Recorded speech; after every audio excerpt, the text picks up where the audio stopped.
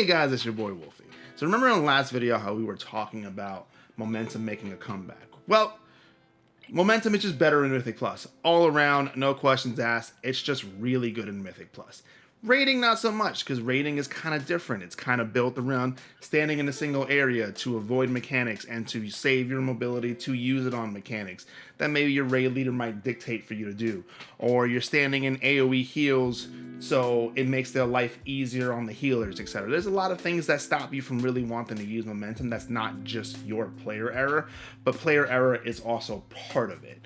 As you can see from the Warcraft logs, yes, some people are starting to show up on the top 10 with momentum, but it's usually on the easier fights that don't require much mechanics in general, right?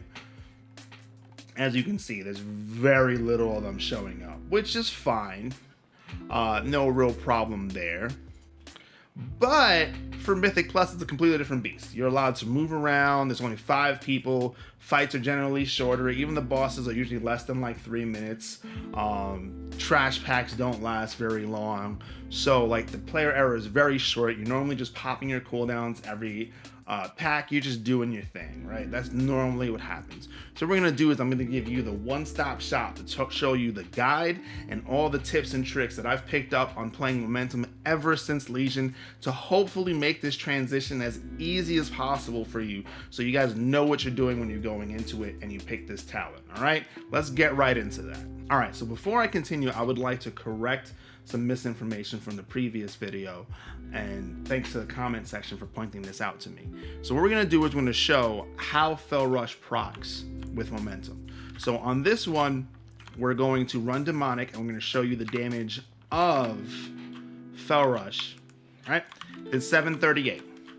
Now we're gonna put on momentum once we get out of combat.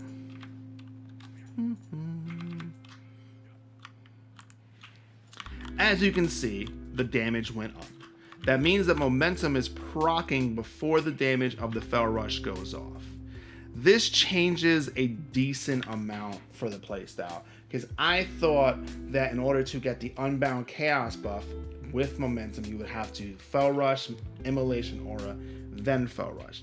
That is wrong. You can Immolation Aura and then Fel Rush right away, and the Unbound Chaos will get the benefit of momentum also, which is massive because Fel Rush is uncapped AoE and it's huge in Mythic Plus.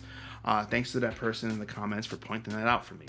All right, so before I go into how to play this build, I need you guys to get some prerequisites, because unlike the other specs in Demon Hunter, momentum is pretty complex. So I imported my weak aura. You can import it also or create your own. And why you're gonna need this is because you're gonna need to be able to track your momentum timer and how long do you have on it to know when to use your burst or when to save it. I personally just imported it because it's easier, and I'm lazy. Nothing wrong with that, right? Cool. If you want to import it, there is a very easy website to use. It's called wago.io. You just put in your search bar, you got it, no problem. When you get here, you go to weak auras. As you can see, they have weak auras for literally everything in the game. But for us, we just want to go to Havoc Demon Hunter. As you can see, they have weak auras for all different types. You can literally import any one of these and be perfectly fine. I suggest using these instead of making your own because they're very, very easy to do. All right, this is what most people do in this game. If you want to create your own, I'm going to teach you how to create your own. So if you want to create your own specifically for momentum, let's make one for momentum. You could probably use this for other stuff too. Go to new weak aura. We're going to make a progress bar, because I personally like bars more than icons by a ton. Okay, so all we got to do is let's change the color, because I recognize this visually with being orange. It's just how I am, and it makes it easier for my brain to register it being orange.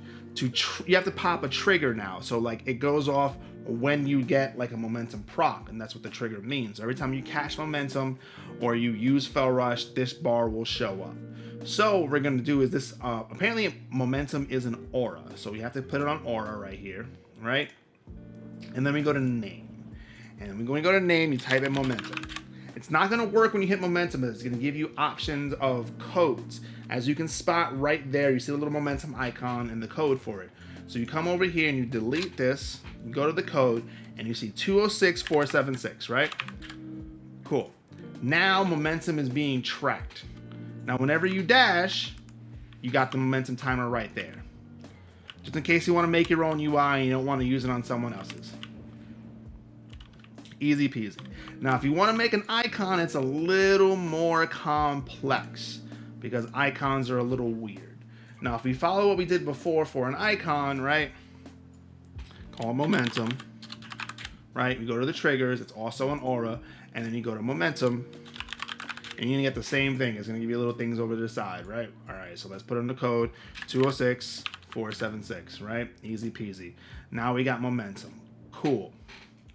Now the problem is that it's not finished because you don't really see a timer, which does not help, right? So if you want to make it similar to this, you come over here, you go to display, and you got to hit on show cooldown. And when you show cooldown, there's many different ways you can do the swipe, you can do the inverse, you can do the cooldown edge, you can increase the size of the text, whatever you want to do, it's all in the display section, but make sure you hit cooldown. Now, when I proc it, it tells me how long I have, it's going through it's showing you how much it's like, even visually without the numbers, right? And it'll even add on top of itself, etc. It'll track your cooldown. That's how you make your weak aura. You can do that for any ability, anything in the game. You just have to match it to where it is. There you go. Those are your basics that you're going to need to play this build, because managing your momentum buff is the trick to playing this build successfully. I hope that helps you guys on all aspects of the game, not just playing momentum. So now that we got past the boring part, more boring stuff. Let's go over the talent build real quick, right? All right, so this is the talent build I'm using with Burning Wounds. It performs really well. We're using Fellblade, Demon Blade, Unbound Chaos, Soul Rending, Netherwalk, whatever the one you want on this tree, First Blood, Master the Glaive, and Momentum. The reason why we're using Demon Blades and Fellblades is because apparently the extra use of global cooldowns on Demon's Bite seems to produce less DPS, because since we have so much more extra fury with momentum, that we would just rather use our global cooldowns on higher damaging abilities, because we are a global cooldown locked class. It just performs better. Unbound Chaos obviously is performing better than both the two. It just is what it is. And this one's whatever you want. And the reason why we're taking First Blood over Cycle of Hatred is purely because you don't get that many I-beams per pull. Oftentimes by the time you would be able to get a second I-beam off, there's minions dead, or you're too close to the kill of the pack that you wouldn't have the cooldown up for the next pack. The higher the key, the better Burning Wounds is for that key, and the lower the key, the better Cycle of Hatred is for that key. What that ends up meaning is that Cycle of Hatred just isn't useful for either one, because the lower the key, the faster the minions die, and you won't be able to get multiple I-beams off anyway. And the higher the key, you're still better off using First Blood because you're using Burning Wounds. So even in lower keys, when you're using Collective Anguish, you should still be using First Blood. Why? Because we're also going Korain in our Conduit, and that means you do extra damage when they're above 75% health, and you want the extra critical strike chance when you hit them before they hit you. So we rock First Blood. You just use it more often. It lets you use Blade Dance a single target. It feels better. It's more fun to play, my opinion. I'm happy it's performing better. Yeah, try it out before you say anything, before you judge, but they told me to try it out and let me know how you feel, and tell me if you perform better with it.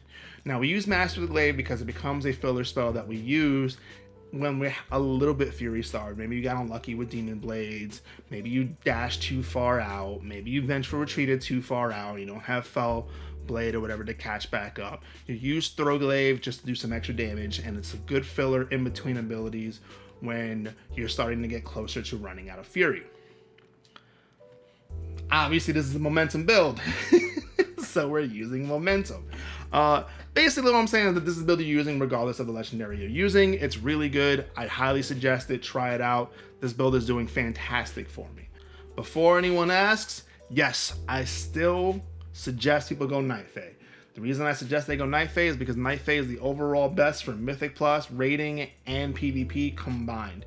Kyrian is technically better than Night Fae in Mythic Plus because of all the AoE situations, but Kyrian falls off on every other aspect of the game, so I highly suggest you play Night Fae. If you are a Night Fae, you go Karain when you're doing Mythic Pluses, again for the extra wild hunt tactics, and the First Strike. And the Conduit you want to use is still Growing Inferno. It's still better in single target and AoE. Just get that Growing Inferno and you are good. Alright, so the moment you pick Momentum is very different than the other builds that you do on Demon Hunter. Demon Hunter is usually a global cooldown and cooldown based class. Now you are a buff window class where you want to put your highest damaging abilities as often as you can in your Momentum windows, right? Now, the reason why Momentum does so well in Mythic Plus is by the time that you are going to hit your downtime, by the time you start feeling the drought of not having enough Fel Rushes, the pack is normally dead. This includes bosses, especially the higher eye level you get. This stuff happens in really high keys, and the only time those keys are going to last, like those minions are going to last that long is when you're in like 20 pluses, etc. So I'm going to show you guys how to open up real quick. Now, Monkey Brain is going to tell you, hey, let me Fel Rush in before I do anything because I want the Momentum window up as early as possible. That's not what you want to do. You want to build your Fury first and then use your Momentum window to get your I-Beam off, your Hunt off, and your Blade Dance off. So what I like to do is I like to use my Fel Blade first, pop Immolation Aura, then use my Fel Rush to get the Unbound Chaos, then go into an I-Beam because it's ranged, and then go into a Hunt or a Blade Dance because Blade Dance has a bigger range in your auto attack window, so it'll actually be in range while you're running towards the enemy. Or you can just hunt towards the enemy and get the extra damage off because the hunt scales off haste. So this is how your normal opening would look like, especially on a pack. You would go in, build your Fury, use your Fel Rush, use I-Beam, use the hunt, use this, and now you have enough time to use another one. You should have a bit of Fury. If you don't, it's okay. You can go back in. As you see, we already have another Fel Rush charge going. Right? Easy peasy. Use your Immolation Aura. Proc your next Momentum window. Pack should be dead by this point. Pack should be dead by this point. And if it doesn't, it's okay. Because guess what? Your next Momentum window lines up with everything again. And now I only have a small bit of downtime. And now I'm just building Fury, right?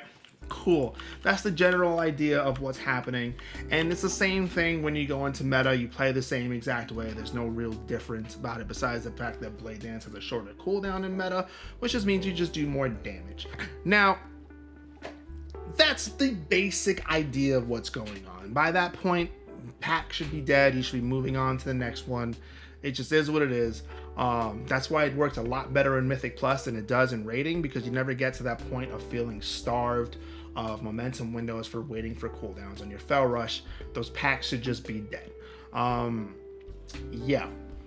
Okay, so I know what's gonna happen. You're gonna go on other momentum guides and they're gonna show you this whole little circle and angles and geometry and all.